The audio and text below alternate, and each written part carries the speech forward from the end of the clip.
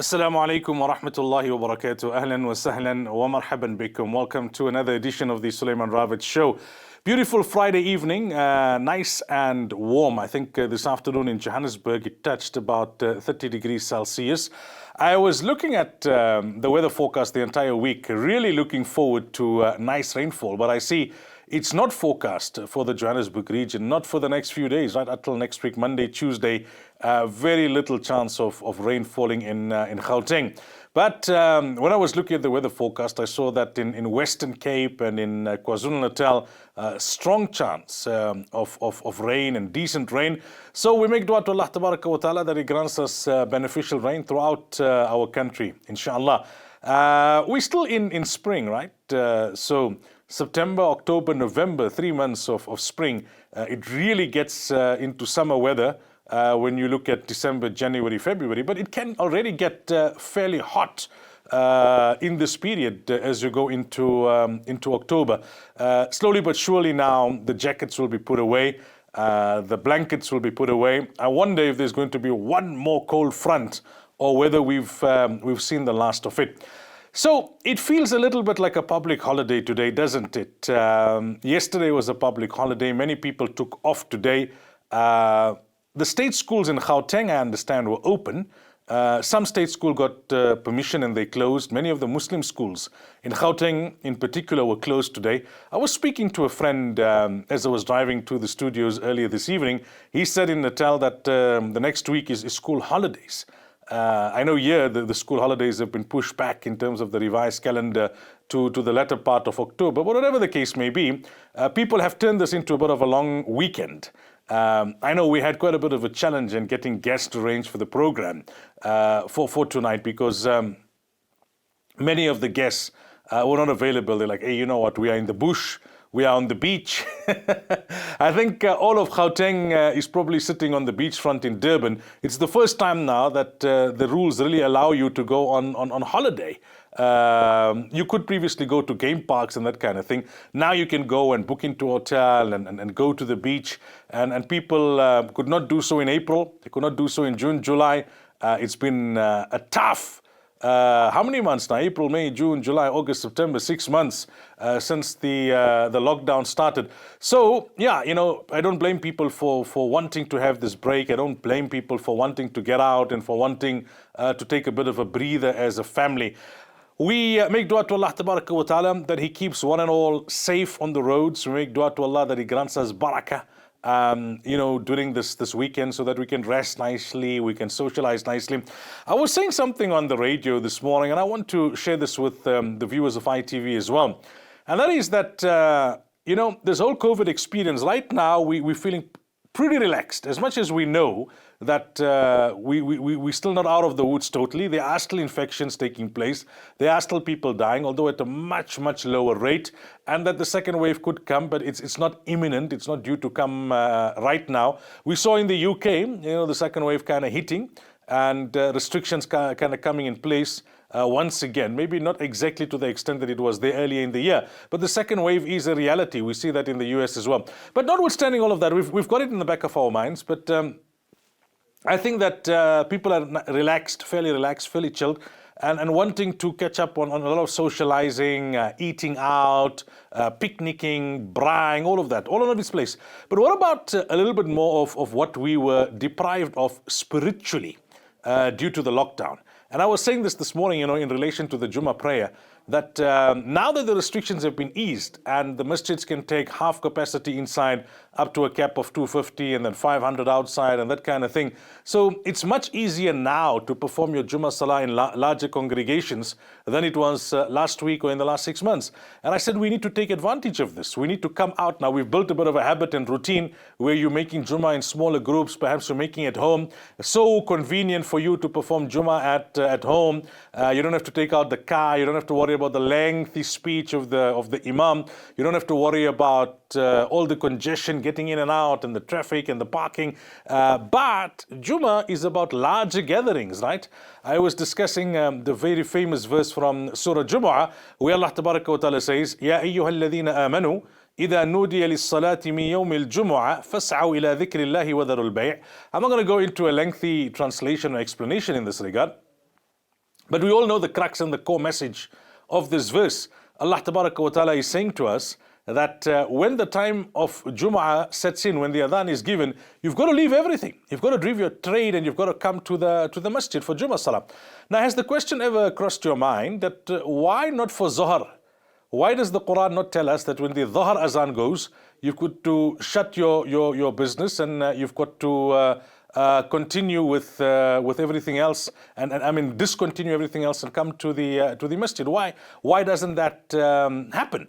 Why only for Jummah Salah? Because Dhuhr Salah, you can read in the earlier Jamaat, the later Jamaat, a few can go for the first, a few can go for the second. But Jumu'ah, Allah wants as many people as possible to congregate in one place. In the older days, even the smaller masajid should close so that you could come to the bigger masajid for a larger congregation. And this is what is behind the crux of Jumu'ah. So within the rules and within what is permitted, start inclining more towards the larger Jamaats in terms of the Jumu'ah Salah. The same is now that for the normal namazes, pretty much I'm just waiting for confirmation. I think, is our guest ready? All right, so we were waiting for our guest to join us on the program. I'll continue this point a little later in the show, inshallah. So we scheduled to speak this evening to Brigadier Khangwani Malautsi, spokesperson for the Hawks. There's a number of issues that we want to discuss with him. Khangwani, thank you so much for your time this evening. We really do appreciate it. Good evening and welcome to ITV. Good evening, thank you. I'm sorry as well, I'm not feeling well, but I made a commitment that I will speak to you guys, so please apologize. Not a problem at all. I think we really appreciate the fact that you've made the time, especially if you're not feeling well and it's also your rest time and your off time. There's a few issues I want to talk to you about, but before we get there seems to be a lot of misunderstanding, and that's why I want to start with this very basic question. Clarify for our viewers, what exactly do the Hawks investigate? What's different between what the Hawks take on and what the SAPS would take on? Well, our mandate, it talks to three issues. We talk about three elements. Those elements are serious organized crime, serious corruption, as well as serious commercial crime. However, under those three elements, in terms of serious organized crime, we deal with police matters, we deal with human trafficking, we deal with drug trafficking, we deal with crimes against the state. There are a lot of other issues that can also be transferred from the SAPS to the GPCI. So, including issues of kidnappings as well. It starts at a lower level, and then it then escalated to us as and when if it's found to be a necessity. Serious economic offenses. Our serious economic offenses, of course, will talk about issues of your scams, your Ponzi schemes, fraud, a lot of, it talks to commercial, transactions. But it's not all of them that will come to us. It's those ones that will have a higher volume. For instance, if it's a case that starts from 500,000 upwards, those are the cases that will then be transferred to us. And those other sophisticated ones, like your Steinhoffs, your VBS cases, those are the cases that we will then deal with. Corruption is corruption. Corruption, we deal with corruption at the private sector as well as in government. So those are the two areas that we deal with. But when we work as the Hawks, we don't work in isolation. You might find that in corruption, there is an element of a syndicate that is involved. So organized crime will then have to come and assist as well. There is also an element that I nearly forgot to put it out there. Is the issue of our special investigations. So, special investigations, it talks about your so-called AFU. You see, the Asset Forfeiture Unit. We have an element within our unit that deals with assets. Where if there is a case that has been found that there is an element of fraud, for instance, if somebody died fraud and then he went and bought houses and all those kind of things, those are the ones that will then come in and do their own investigation and come up with a report that will then be able to inform us what the money was used for. So based on that, we can then be able to confiscate those things to the state. We also have a cyber crime that deals with cyber, your internet, your cell phones, and all those kind of things. Facebook, fake information, and all those kind of things. We also deal with that as well. So, an ordinary citizen cannot directly come to the Hawks. They've got to go first to SAPS. And is it SAPS that decides when a matter is escalated to the Hawks? Or can the Hawks look into matters directly if it falls within that parameter that you've described? Yes, if it falls within our mandate, it can come directly to us. But most of the time, cases are opened at the police station, and then the provincial commissioner will then have to deduce or make a decision whether this case will be dealt with at the provincial level. If not, then it will then be escalated to us. All right, so let's talk about kidnappings, right? We saw a couple of years ago, there were a number of high-profile individuals, some of them from the Muslim community, who were kidnapped. Some of them were kept for a number of months before they were released. The families were between a rock and a hard place. They were threatened that if you go to the authorities, we have people within the authorities that work for us who will be informed, and your close one could be killed. So rather, do not notify the police, do not notify the authorities. Eventually, the loved one is returned and money is exchanged, from what we hear. Have the Hawks looked into this matter over the last few years? What's the status of this and the assessment of this issue in our country? Look, yeah, well, there has been such cases that we dealt with. And unfortunately, most of the cases, they go undetected because the families, they do not want to come out and report these cases. In cases that we have dealt with, we were successful in rescuing the people that have been kidnapped. You will recall that there was a case in KZN. I can't remember the name of the lady that we managed to rescue in Mpumalanga. Yes. There was a case in Bloemfontein as well, similar scenario. But in this case, you find that the people are just, they were faking the kidnapping. And we managed to trace them and then also find out that this was just a staged thing. However, those people were fired. They have to be arrested for perjury. That is what we are. That is what we deal with. That is, like I said, it's very difficult. When a family member is kidnapped and then is being informed that if contact the authorities, then the family member might lose their life. So most cases you find that people keep quiet. They don't want to talk, and then they would have their own negotiations, and the person will then be released after money have been paid.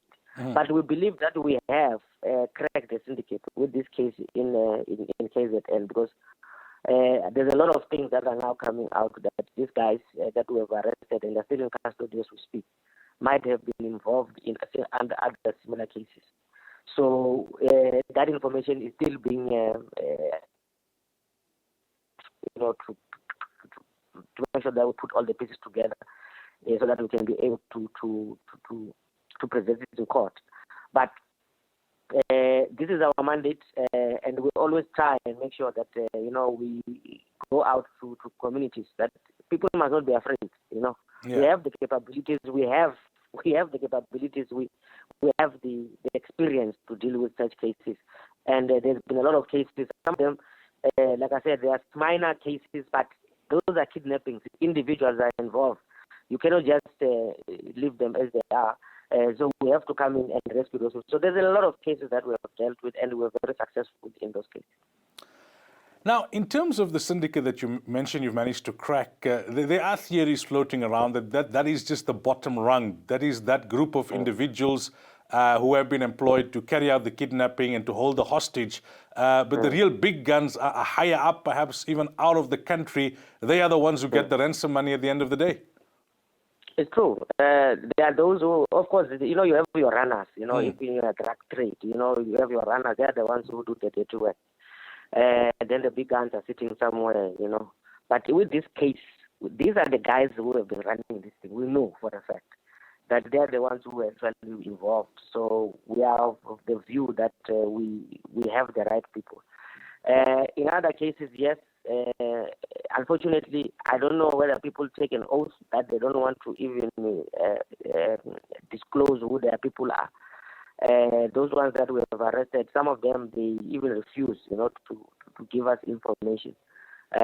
So they are the ones now who are actually languishing in jail, being looked after maybe by those people. But the fact of the matter is that you need to also take cognizance of the fact that there are those ones who take chances out there.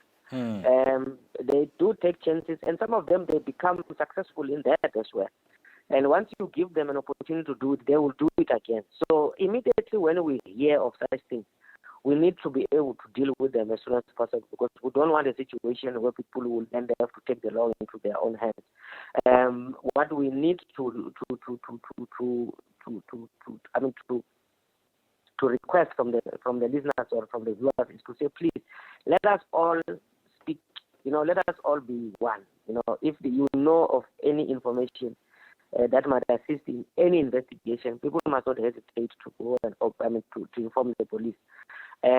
You have seen now of late that there's been a lot of video or social media posts of people that have been kidnapped or people that have been trafficked and all those kinds of things. And when you go and do a thorough investigation on this thing, you find out it's a total different story. At the same time, there are people who are taking, I don't know why people always want to put the country at a grip where they want to think as if things are out of control. South Africa is a haven for human trafficking. I really don't know where does it come from, but honestly speaking, in all the cases that we dealt with, we have managed to find out that most of them are not, they are fake. True. The people who are actually posting these things, we need to go after them. There's no way we just keep quiet. We need to go after them and try and find out exactly why were they doing these things. There's now a phenomenon where people are talking about kidnapping.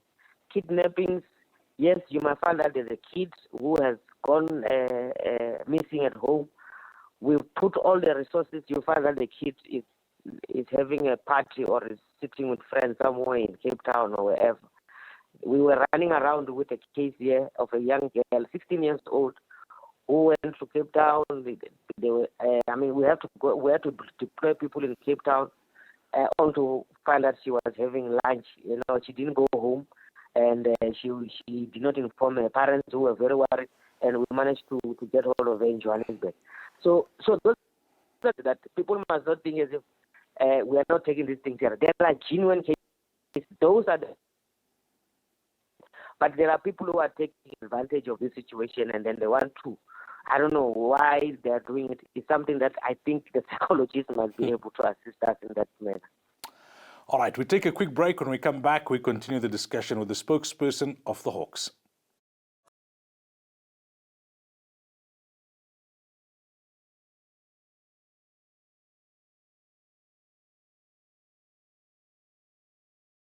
Welcome back. So this evening we're talking to the spokesperson of the Hawks, Khongwane Molotsi, is with us on the line. Prior to the break, we were speaking about kidnappings.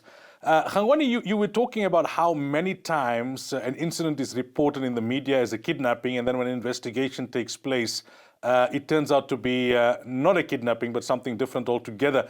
The recent incident which made headlines of a man who is reportedly on drugs and who seemed to be quite high, trying to snatch a child at a restaurant, is that also one of those stories that falls in that category? Of course. I mean, that guy, honestly, he was being chased by the community. I think he's one of those young lads. One of those young lads that are problematic in the environment, in the area. So that was his only of protecting himself. Unfortunately, he had to target a young kid, and there's something that we felt that we needed to dig deep. So there's a lot of cases that have now been unraveled. I mean, they have been found against him. He's into drugs and all those kinds of things. But the local police are dealing with that. All right. Now, the other big issue has been about corruption, but particularly in relation to the PPE tender scandals and COVID-related corruption. What update can you give us in regards to those cases? Well, those cases are very, we have taken, there are high priority cases that we are dealing with. And I'm sure that within a short time we will be seeing a lot of action coming out of it. Already we have started. You will recall that we've made arrests more especially in the UIF area, where people who were just taking monies, they were stealing monies, were claiming to be companies. So those monies have been seized. Their properties have been seized as well. We also have police members in KwaZulu that did the same. They were arrested as well.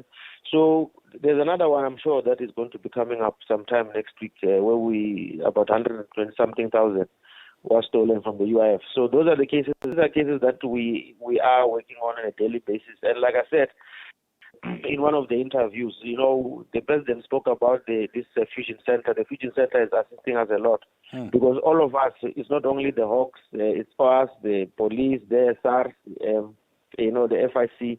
We're sitting in one place, so it cuts, these administrative issues where we have to wait for somebody to give us information. So once we are all in one place, it then assists us to make sure that all the cases can be dealt with very speedily. So with the PPEs, I can assure you that there's a lot that will be coming out. Of course, we have to make sure that we follow the due processes in terms of investigations. Yes, a lot of reporting has been made, but we work with the Criminal Procedure Act, so that is what it must be able to assist us in terms of taking these matters to court. Another issue I want to get your comment on before we let you go this evening is something that made headlines not too long ago, and that is about the Hawks' involvement in the matter with the former Minister Malusi Gigaba's wife. Yes. Where do you stand on that in terms of that incident and the allegations that go around with that? No, we haven't retracted. We haven't retracted anything. There was a reason for us to be involved in that case. There was a case that we were dealing with, and we did mention that there is a second leg to the investigations that necessitate us to take that action. So, of course, now the matter is in court. I won't want to go deep into it.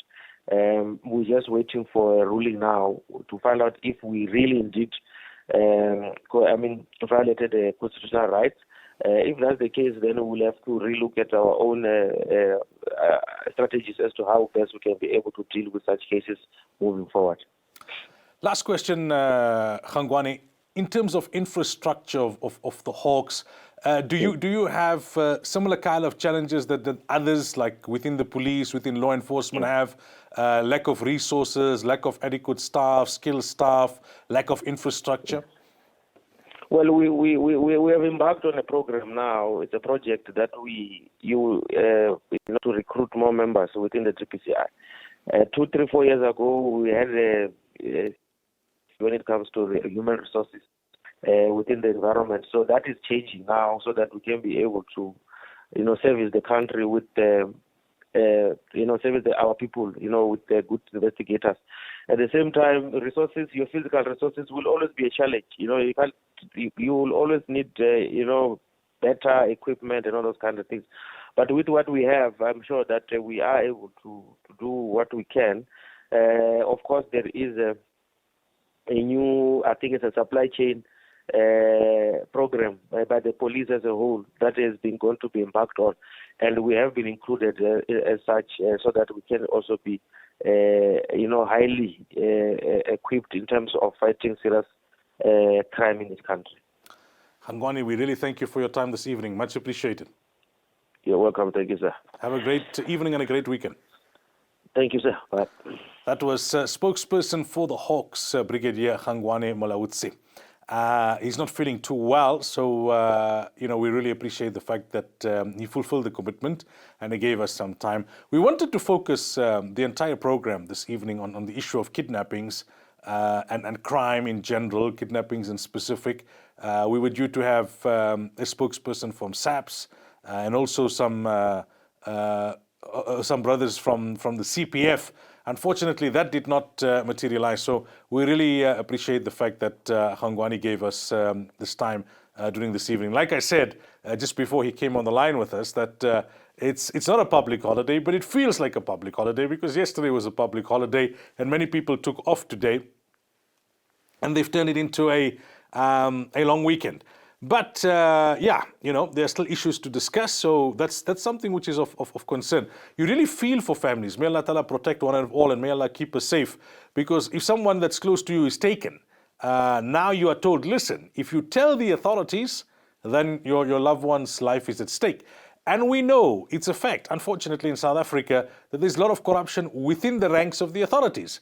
And therefore you start doubting now that if I were to call the cops, and if the kidnappers were to find out because they've got someone on the inside, then am I jeopardizing the life and the well-being of my loved one who has been taken? Sometimes it's a father, sometimes it's a brother, sometimes it's a son.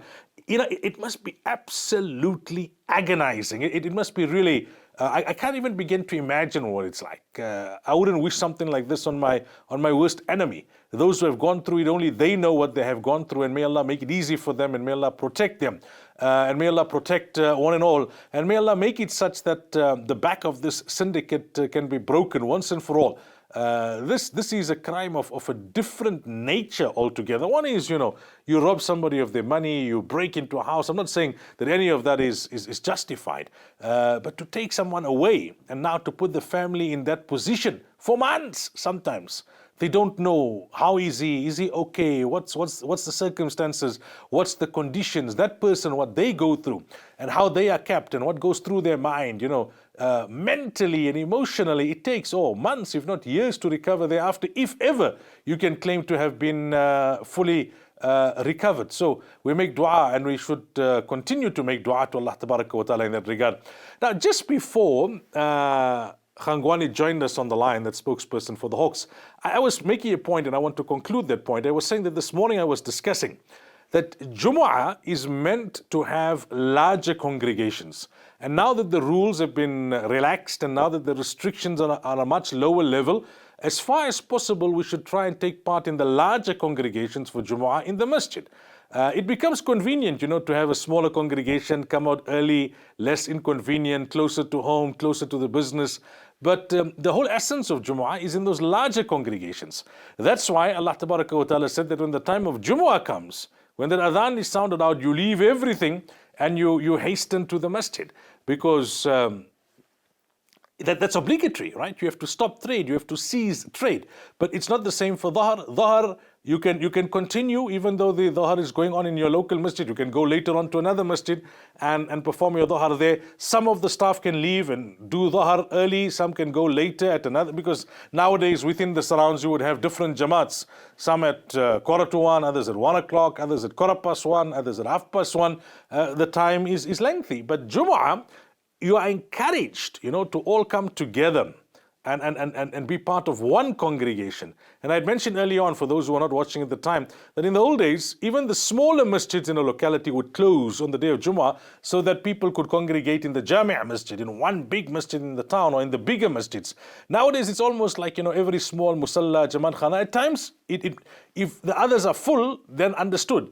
But it should not be that for purposes of convenience, because here there's no talk. Here we get out early. Hey, by 1 o'clock, I'm on the table. There, 1 o'clock, the khutbah is only starting. We already, on the table having lunch. That should not be our attitude. That should not be our approach. Now, that is with regards Jumu'ah. But in Salah in general, right? Allah tested us. Now we need to respond. We took the masajid for granted. This pandemic came out of the blue, knocked us for six, turned the whole world upside down. The lesson we need to take from COVID, it's not only about talking about, what it was like in hard lockdown, level 5, level 4, different countries, stats, debates, arguments, conversations. All of that has its place. But what lesson have we learned? The lesson ought to be one of repentance, coming closer to Allah. We took the masajid for granted. We took salah for granted, salah in congregation in the masjid for granted. Now that the rules have been relaxed, most masjids, for their daily salah, the majority of the congregation can fit within the 250 cap. So we need to come back to the masjid. We need to hasten towards the house of Allah Tabaraka wa Ta'ala. Whether you follow whichever view, But come to the masjid, come to the house of Allah Tabaraka wa Ta'ala. And most masjids are accommodating of different viewpoints on some of these issues. Although, I mean, why we reach this point also of disagreement and unfortunately division is a different discussion for a different day. But the point I'm driving home for today is that now that the restrictions have been eased within what is permitted, come back to the house of Allah, hasten to the house of Allah Tabaraka wa Ta'ala, and let us show our appreciation for the masjids now that we have tasted what it means to be deprived of the masjid for Jumu'ah, for Ramadan, for so many months. At the time, many were like fish out of water. At my masjid, we have one who suddenly is quite elderly in age. And sometimes, when you're at that advanced age, you don't always realize what's happening.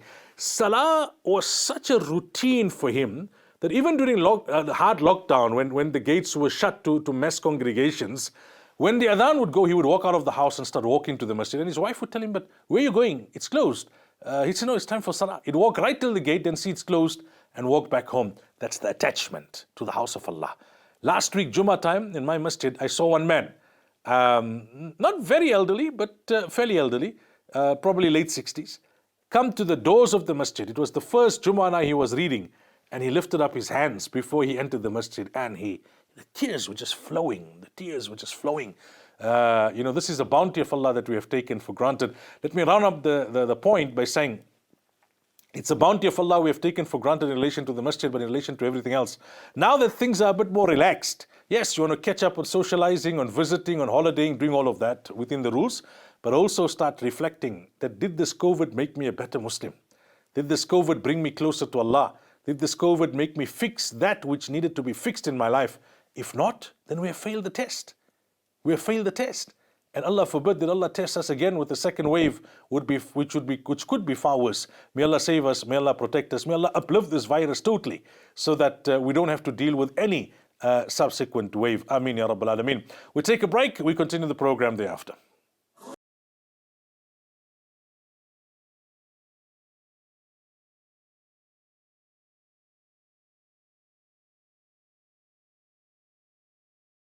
Welcome back. So I want to share with you a few snippets from the tafsir of Surah Yusuf, which I've been doing, during the week. And I want to choose the concluding verses of the 12th juz and the beginning verse of the 13th juz. Now, Yusuf alayhi salatu wasalam, we know, was accused wrongly by Zulaykha and the women. He was then put into prison. He interpreted the dream of the two men, and he told the one that was going to be saved that, listen, you must whisper to the king that I am in prison, I'm an innocent. That man, once he was freed and he went back into the service of the king, he forgot Yusuf alayhi salam until the king saw a dream which no one could interpret. And he then went back to Yusuf alayhi salam.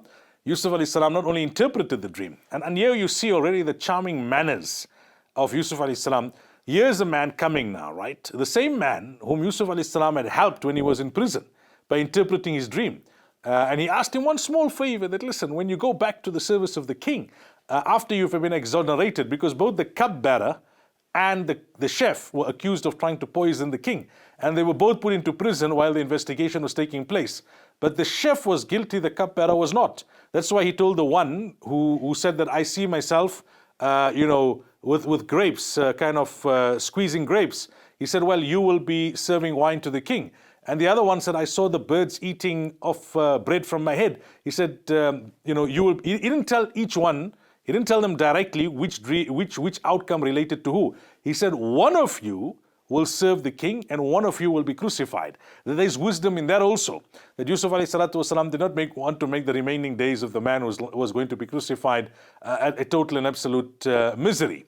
But he warned both of them that one of you is going to be crucified. Nonetheless, he tells this man, do me one small favor, when you go back into the service of the king, just whisper to him that you have a friend in prison who's innocent. And this man didn't do it.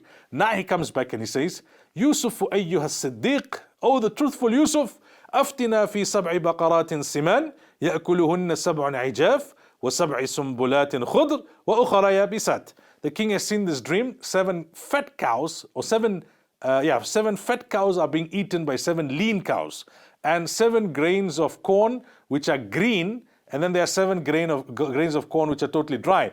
Yusuf alayhi salam did not tell him, hey, now you know me. No, So no problem, I'll interpret the dream. Look at the manners, look at the character. Secondly, he interpreted the dream, right? 7 years of prosperity, then 7 years of drought. He then offered a solution, even though he was not asked. He told him, right, now, in the 7 years of prosperity, you must save the grain. Only use that which is absolutely necessary. So that in the 7 years of drought, you've got enough. And then too, don't use all of it because you'll need some to plant seeds for whatever comes after the 7 years of drought. So he responded by interpreting the dream. Secondly, he gave them a solution, even though he was not asked. And thirdly, he gave them glad tidings. ثم يأتي من بعد ذلك عام فيه يغاث الناس وفيه يعصرون. That after the 7 years of drought, then there'll be an 8th year of an abundant rain, and you'll have a lot of drink with which to present to the king. So he brought it down and made it relative to the cupbearer and to the man who prepared the drinks of the king. Now that's the context. After this man comes back to the king and says, "This is my friend Yusuf, he's interpreted the dream," the king is totally blown away. Wow, what an interpretation and what a solution he offered. So the king says, وَقَالَ الْمَلِكُ ائْتُونِ بِهِ. Right, release him from prison and bring him to me. فَلَمَّا جَاءَهُ الرَّسُولُ. Now when the king's messenger comes to Yusuf alayhi salam, قَالَ ارْجِعْ إِلَىٰ رَبِّكَ فَاسْأَلْهُ مَا بَالُ النِّسْوَةِ اللَّاتِي قَطَّعْنَ أَيْدِيَهُنَّ. He said, no, go back to the king and tell him he must ask those women who cut their hands, what's the story? إِنَّ رَبِّي بِكَيْدِهِنَّ عَلِيمٌ. Allah knows what's the true story about their tricks, but ask them what's the story. What phenomenal patience. He was in prison, then he asked his friend to whisper to the king. That didn't happen, so he remained in prison for a few more years. Nabi sallallahu alaihi wasallam mentioned in a hadith that I marvel at the patience of Yusuf alayhi salam, because if it was me, I would have wanted to leave the prison immediately. Of course, Nabi sallallahu alaihi wasallam's manners are on a greater level, his akhlaq, his patience on a greater level than that of Yusuf alayhi salam. This was the humility of Rasulullah sallallahu alaihi wasallam. However, it shows that Yusuf alayhi salam was more interested in doing the work of deen. He knew that if he left prison without clearing his name, it would be convenient for him personally, but it would be problematic for his mission as a prophet, because there would be a question mark over his head, number one. Number two, he already knew that because of the dream that he saw in his childhood, that he was destined for higher office. And he knew that once he got onto that pedestal, his detractors who were jealous of him, they would just use this old story of the women's accusations against him to all the time create doubt around him. Therefore, Yusuf alayhi salam did what was right for the deen. He did what was right in the long term. He said, no, my name has to be cleared first. So patience. The king now calls these women. And before I go there, Yusuf alayhi salam did not take the name of the women. He just said, those women who cut their hands. And he did not take the name of Zulaykha. Really, it's profound what the Mufassirin have written. Zulaykha was the chief architect of him ending up in prison. But because Zulaykha was the wife of the man who bought him as a slave but looked after him as a son, Yusuf alayhi salam still felt indebted to the Aziz, to the minister. And he did not want to embarrass the minister by embarrassing the minister's wife. And he also felt some degree of gratitude to Zulaykha, because she also looked after him before she tried to seduce him, before he came of age as a man, because he was a young boy when he came into their household, and they had no children, according to the narrations. Look at the subhanallah. I mean, look at you've got patience, and you've got charming manners, absolutely charming manners. So the king calls these women, ما خطبكن إذ راوتن يوسف عن نفسه. What's the story when you try to seduce Yusuf? So look at how the king phrased the question. It's like he already knew they were wrong, because no guilty man will stay in prison and say, no, clear my name, when the king is releasing you. Presidential pardon. A guilty man will run. He'll say before the king gets any other information. Yusuf alayhi salam said, no, my name must be cleared first. So the king knew he was innocent, and he wanted to expedite the matter. So he left minimal room now for these women to try and give ambiguous answers. So they were honest. They realized, قلنا حاشا لله ما علمنا عليه من سوء. Nah, he's done nothing wrong. قالت امرأة العزيز الآن حصحص الحق. Now Zulaykha, the minister's wife, who tried to seduce Yusuf alayhi salam and who put together that banquet which led to all the other women seeing Yusuf alayhi salam, she said, look, the truth has come out. The truth has أَنَا رَاوَدْتُهُ عَنْ نَفْسِهِ وَإِنَّهُ لَمِنَ الصَّادِقِينَ. I tried to seduce him, he's talking the truth. I tried to seduce him, he's talking the truth. Now Yusuf alayhi salam comes and says, ذَلِكَ لِيَعْلَمَ أَنِّي لَمْ أَخُنْهُ بِالْغَيْبِ وَأَنَّ اللَّهَ لَا يَهْدِي كَيْدَ الْخَائِنِينَ. Listen, just listen. My intention behind asking the king to clarify my name was not to embarrass anybody. But I wanted the minister to whom I am indebted to know, beyond a shadow of a doubt, that I did not betray him in the secrecy of his bedroom. Subhanallah, look at the gratefulness. The first quality, patience. The second quality, gratefulness. His gratefulness to the Aziz, to the minister. He did not take the wife's name. The wife then herself came and admitted. And after that he said, listen, I just wanted this to be resolved because I don't want the man who did so much for me to think that I betrayed him. وَأَنَّ اللَّهَ لَا يَهْدِي كَيْدَ الْخَائِنِينَ. And I also wanted people to know that when you plot and plan, ultimately Allah will expose you. Now the third quality of Yusuf alayhi salatu wasalam comes to the fore, and that we'll discuss after the break, inshallah. This is now in the first verse of the 13th juz. Patience, gratefulness. There's a third quality. These three qualities makes it the recipe of success. So okay, let's continue then. The first verse of the 13th juz. وَمَا أُبَرِّئُ نَفْسِي. Yusuf alayhi salam says, I do not consider myself to be free of total blame. إِنَّ النَّفْسَ لَأَمَّارَةٌ بِالسُّوءِ إِلَّا مَا رَحِمَ رَبِّي. Listen, I also have a nafs. And the nafs by its very nature inclines a man towards wrong, except if Allah has mercy on that man. Inna Rabbi Ghafur Rahim. And Allah is most forgiving, most merciful. What was Yusuf alayhi salam saying? He was saying, I'm not being judgmental on Zulaykha and these women. Allah saved me. It's not that I consider myself to have been very innocent. Yusuf alayhi salam was innocent. He was a prophet. But he never attributed it to himself. You and I, we would have said, you see, I'm a pure person. I'm a chaste person. I don't do these kind of things. These women are immoral, immodest, promiscuous and everything else. No, Yusuf alayhi salam didn't do that. He said, look, they made a mistake. The only reason I didn't make the same mistake, I also got a nafs, I could have fell into it. The only reason I didn't make the mistake is because Allah saved me.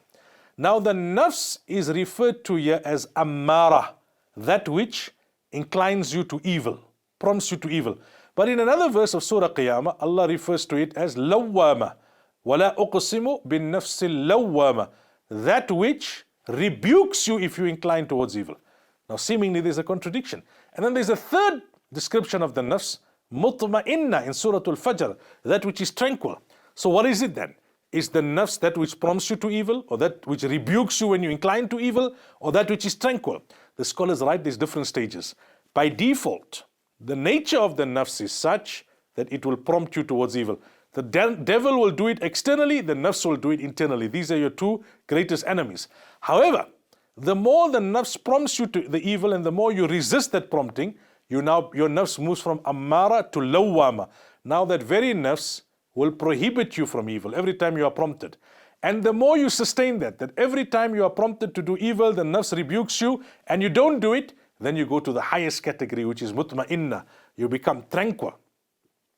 Tranquil means you don't even get the promptings towards evil. And then if you can sustain that state until death, then as Surah Al-Fajr says, you will be called out, Ya ayyatuhan nafsul mutma'inna. That, oh, that person whose soul is tranquil. Irji'i ila rabbiki radiyatan mardiyya. Return to Allah in a state where Allah is happy with you and you are happy with Allah. Fadkhuli fi ibadi. Now Allah will say, join the company of my special servants. Wadkhuli jannati. And now enjoy the company of the gardens of paradise which I have prepared for you. So these are the three qualities of Yusuf alayhi salam. Three magical qualities which we should try and inculcate in ourselves. Patience, gratefulness, and humility. وَمَا أُبَرِّئُ نَفْسِي. Not attributing any righteousness to himself, attributing everything to Allah. Even in prison, when they asked him for the interpretation of the dream, he said, ذَلِكُمَا مِمَّا عَلَّمَنِي رَبِّي. This is because of what Allah taught me. Sulaiman alayhi salam, when he saw his magnificent kingdom, he said, this is from what Allah has given me. It was Qarun who was arrogant who would say, إِنَّمَا أُوتِيتُهُ عَلَى عِلْمٍ عِنْدِي. So whether it was wealth, or whether it is knowledge, or whether it is chastity, Yusuf alayhi salam attributes everything to Allah Tabaraka wa Ta'ala. He attributes everything to Allah. These are the magical qualities. May Allah Tabaraka wa Ta'ala grant it to us. Right, it's time to wrap up. We had an interesting program. We spoke to the spokesperson of the Hawks in the first half of the program. I spoke about how we now need to hasten to the house of Allah Tabaraka wa Ta'ala, and some gems, some pearls of wisdom from the tafsir of Surah Yusuf alayhi salam. It's still, processing in my bosom because it's fresh in my mind. I've just discussed it during the course of this week, and I thought that I'll share it with the viewers of ITV. On that note, remember me in your du'as. Inshallah, we will meet again next week, same place, same time. Fi amanillah. Assalamu alaikum wa rahmatullahi wa barakatuh.